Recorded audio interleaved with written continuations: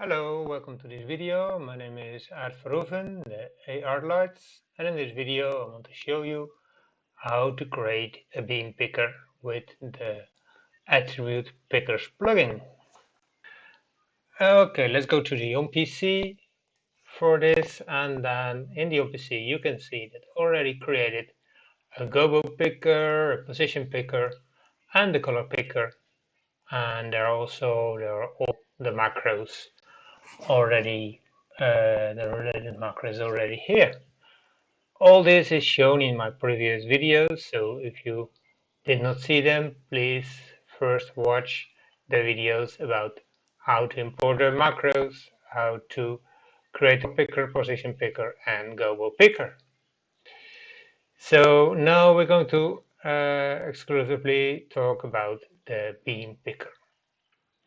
Our beam picker is based on all presets. Presets of the all type. That is because there are quite some beam related presets in different preset types. There are the focus types, which are the zoom presets are in the focus.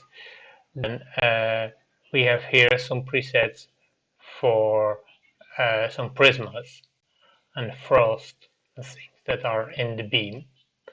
And if I go back down to other fixture types, then I've got here presets for the different rings, for example, for a rolling wash or for quantum wash. And these form part of the dimmer preset. So to combine all these in only one picker, I created presets in the all type, so that I can combine all these. What is important to create the picker is to know which preset we created, which numbers they are, and that would be nice probably to write this down, to have all this information on hand when we start to create our picker. In this case, I have beams for 1 to 10. I've got spot presets from 21 until 29, and I've got wash presets from 41 to 52, and Robin presets from 61 to 67. These are the groups that they're based on. We've got beams group 2, spotting group 3, then quantum washing group 4, and Robin washing group 5. So let's start to create a picker. Let's go to this command window where we have our create attributes pickers macro. So if I run that, it will start the attribute type, which is 0 for the all presets. Then it will ask for the all group range. That is the range of the groups that we use for the all presets, which is group 2 until 5. Since group 1 is the stage group, the all group that we will not use in these preset types because they have all different kinds of presets. So it's no use to send them all to the same preset.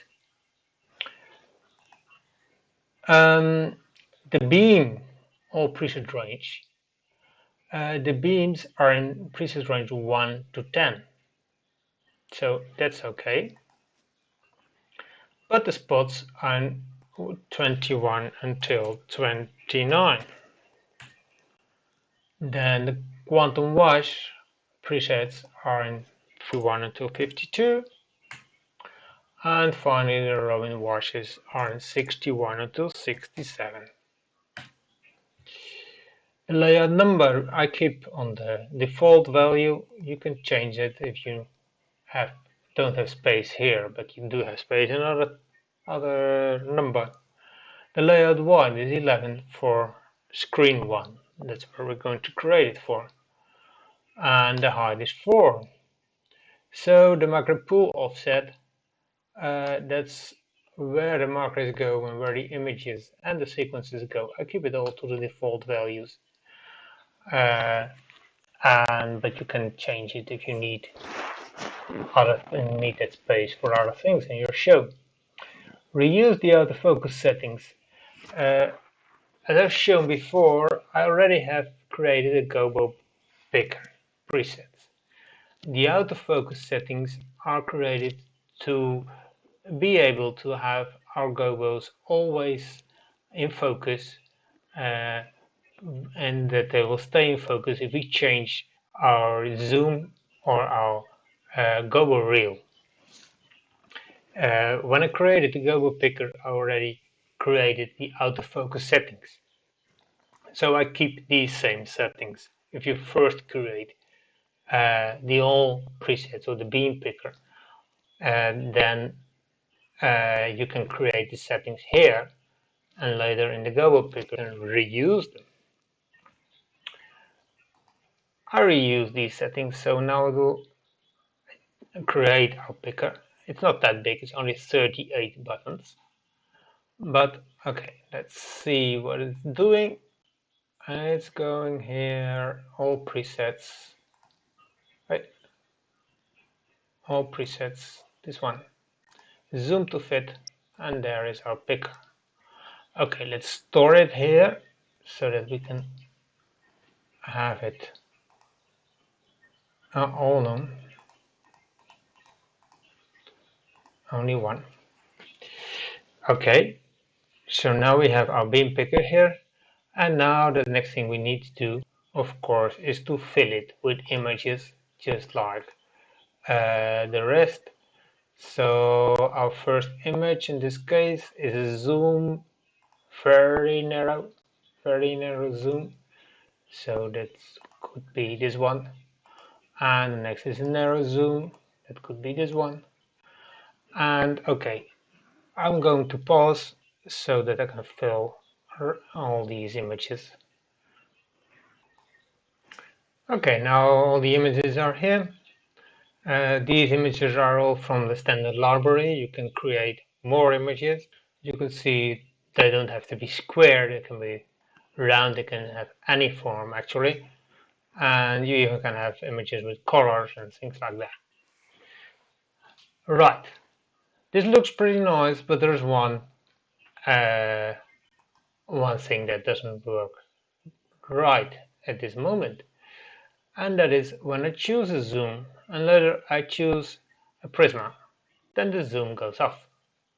Or on the other way around, when I choose a prisma, or in this case a frost, and then I zoom, then the frost goes out. So to avoid this, there is a set break macro. So what I can do is set break and then set the break here. Now I've got a break in between these two buttons. Now I can change here this one, and then I can also choose this one. It's like a new row of buttons, and it works independently. Of course, I have to put a set break here also, because the Prisma is independent of the flash or the how do you call it, the frost. So let's do that. Let's go to set break here, for example, and put it here. Okay, now I've got it here and I've got this one separated. So this way we can put breaks in all different points,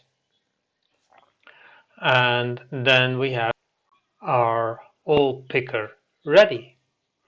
Well, this is all. That's all for this video. Thank you for watching.